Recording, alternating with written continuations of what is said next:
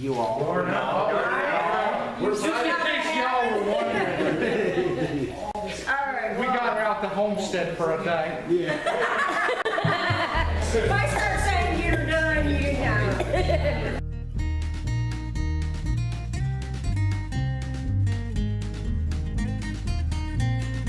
Anywho, so anyway, we're on to seeds and planting because it is planting season right now. We are getting into the height of gardening and propagation. A lot of this is good and going to be beneficial not only to your food content and everything you're going to grow for yourself. There's a lot of things that you need to take into consideration if you will have to bug out for any reason also. So we're going to start right now with soil health.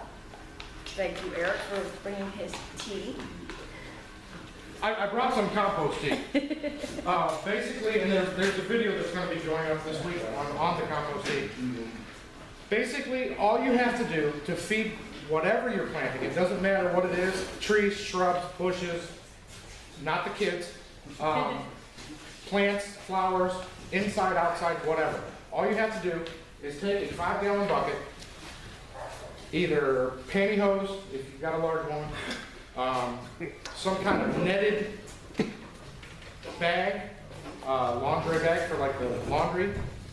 I don't know what that is. Making faces. Oh, good job. Anything that will let water get into it, fill it with leaves, put it in to the bucket, leave it 10 days. That's it. That's compost. Is it leaves? Any kind of leaves. Maple, hickory, oak, Organic material. anything organic. Preferably not green organic, like lawn clippings, plant materials, stalks, stuff like that. Preferably carbon. Carbon will break down into the water, and I brought this so you can smell it. It smells like you just went and bought a bag of fertilizer. Do not drink it. You water everything? Anything that you want to grow, organic decide to do. That's good for. Indoor, outdoor, it's non-toxic, it's completely organic if you let it be there. There's still compost out there. There's some with fish emulsions and Right. Yeah, if you were to go to like a home and garden center and buy that jug right there, you'd be spending like $30. And that's completely free. I put a bunch of leaves in my little container, let it rain on. I didn't even fill it with water. I just left it in there. When I emptied that one, I did it again. I took my mulched up leaves, I threw it in the container, and next couple rains, as long as it rains where I have the container at, I'll remember 10 days from now, I'll go empty it again. Completely free. And like I said, that's God's liquid right there. pretty much anything. Nothing in there. Yeah. There's no fertilizers unless you're getting acid rain. That one is oak and maple, but it doesn't matter. Anything but needles. No pine. Right. Anything. As long as they're not green. Don't put green because green takes forever. To make compost tea out of green material, such as like grass or something, it will rot before. You want to definitely know what type of soil you have or what you will be dealing with. There are test kits that are out there that are really easy to get. A lot of the times the trick is go to your garden center, make friends with the garden center people, people who own it, whatever, talk to them. A lot of the times to get your business, they're going to want to give you test kits. They're cheap and inexpensive. There's also ways to do it at home. I did include something on there as far as how to do it. Simple jar, glass jar. It doesn't even have to be a mason jar, but as long as you could see the different layers, which will be extremely visible, to check your soil, how much sand, clay, so you know how to amend it. Yeah, it's in the packet. Yeah. In the packet, you'll notice there's a mason jar test. You just go out, dig a hole, put some of that dirt in the jar, fill it with water, shake it for 5 minutes. Let it alone. Just leave it sit. Once it settles, it will show you what types of soil are in your soil. And the heaviest articles in the soil will go to the As far bottom. as one thing that I'd point out is when you do plant, obviously you want to really stress crop rotation. If you've ever done the typical garden, one huge thing is you never plant tomatoes the same spot year after year. It tends to eat up a lot of the chemicals and whatnot in the soil. You won't get the same crops ever again. Always make like a map or some sort of reference point so you can go back and look year after year. As far as zones are important in all seasons zone maps. Some of them can be extremely confusing, and there's a lot of different ones that'll show different areas broken down. I pick up on USDA because it is actually very clear and concise where we're at.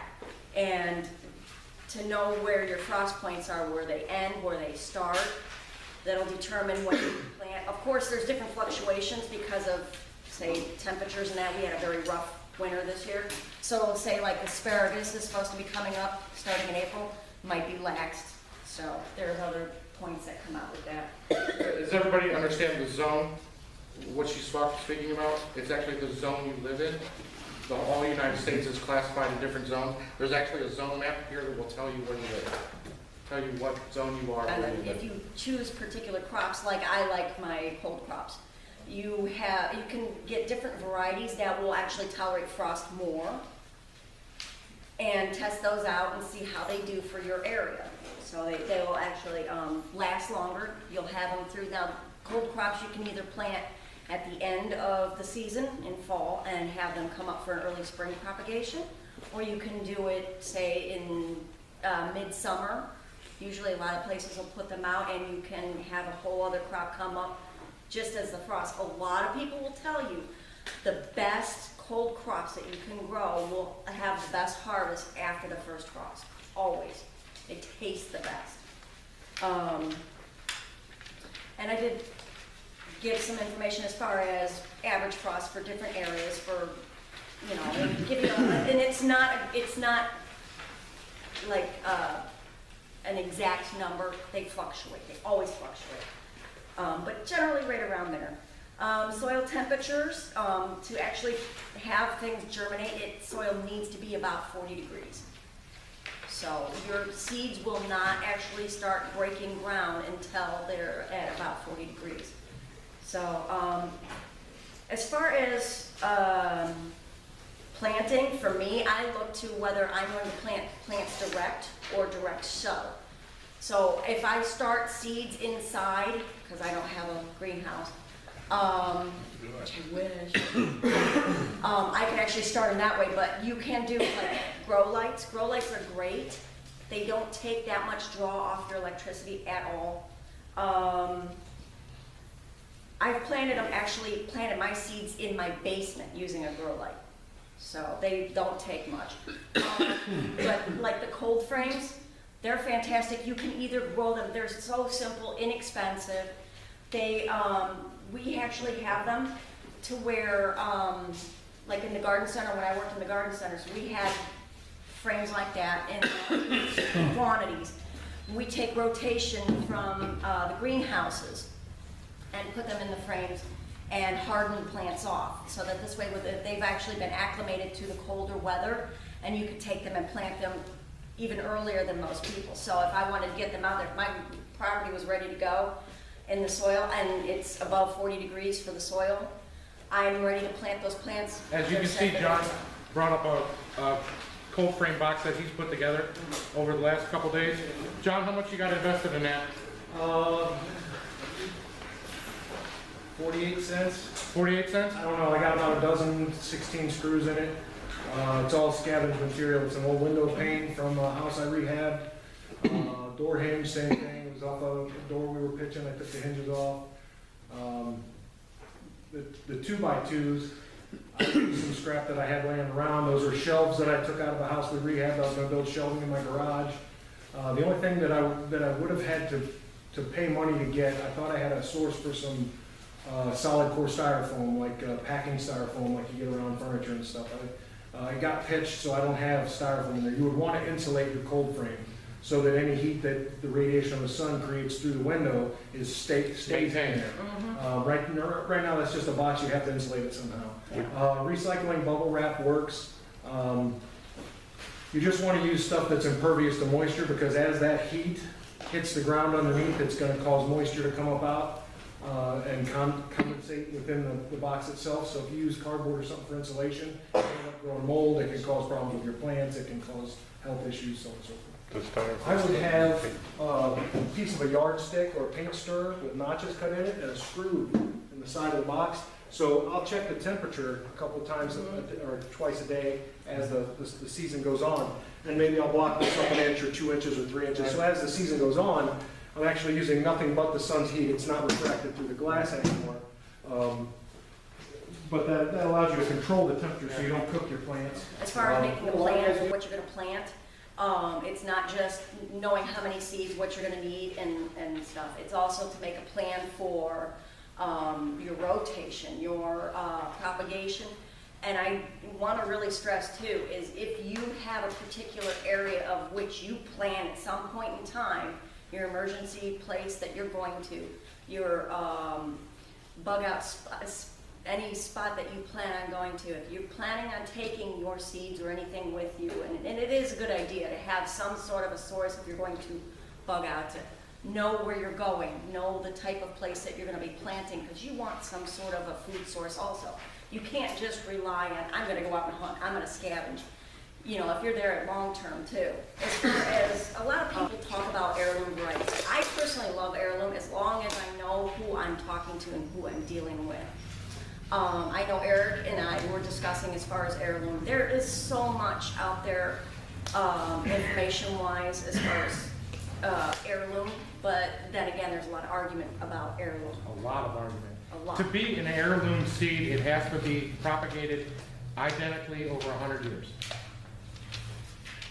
Now, if you know anything about propagation of seed, there are two different kinds. You have open propagation Having that and you have closed. cross-pollination, the open pollination, you're going to get a lot of plants out there that are going to self-sow, which is fantastic, because self-sowing, if you've ever had your tomato crops out there and the next year all of a sudden you got this random tomato popping up in the middle of nowhere, that's a self-sown, it just happened to show up, there it is. Let it go. Let it grow, because it is actually going to Amen. develop a deep, nice taproot to Amen. it that is going to go down further into your soil and get more nutrients, and you're probably going to have a better tomato, even though it's not going to be the same as what you planted prior, but it is going to be a really good tomato. What you had the year before. Absolutely. It's Almost, exactly, It's, right. it's proof that is from a strong seed stock as well. Absolutely. Exactly. Which means you're going to get better seeds from it. Exactly. That brings up another really good point. The Bible says, I'm sorry if you all aren't Bible thumpers, I am. The Bible says, take your biggest and best product and put it in the ground. Don't eat it. You take the biggest potato you get out of your stock, and that's the one you use for seed. You take your biggest tomato, you take those seeds. It will give you the best, biggest product that you want to have. Good time to get into GMO. I don't necessarily worry about heirloom, but I do worry about GMO. I'm feeding children. Genetically engineered or genetically modified. Anything that our kids are having problems with right now, I blame Monsanto. Yep. I said it. Monsanto. They're not the only culprit, but by God, they are the biggest. They are multi-billion-dollar culprit, and all One they're doing big is thing breeding. that I do stress again is not only just making your plans, but having your resources are essential to know and keep recordings of everything you do. I personally have a book that I keep with me, and this is year after year after year. And I have information in here for every single year. There's my plan from 2014, and what I planted, and exactly where I planted it, and then I X out what did good, what didn't do good. I go back and literally, I make notes. I take pictures. I take those pictures, I roll them up, I put them in my notes. Another quick thing, and I really started this last year too, is companion planting. It's my favorite thing. It is, I love it. It really, a lot of the things that you don't realize you can plant together, like rosemary, basil, Good tomatoes. yeah. I mean, it wards off a lot of the diseases in the soil And it makes and a also delicious the spaghetti bugs. sauce. Yeah, yeah. I mean, heck. You know, could there's go- tomatoes you want to eat on bread, and there's tomatoes that you want to have in stew. But if you make spaghetti sauce from tomatoes grown with rosemary and basil growing around it, there is no Prego. There is no ragu. They can't make that. Yep.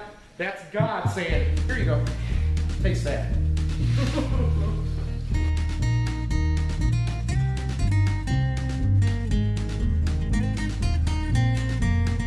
All right, We well, got her out the homestead for a night. if I start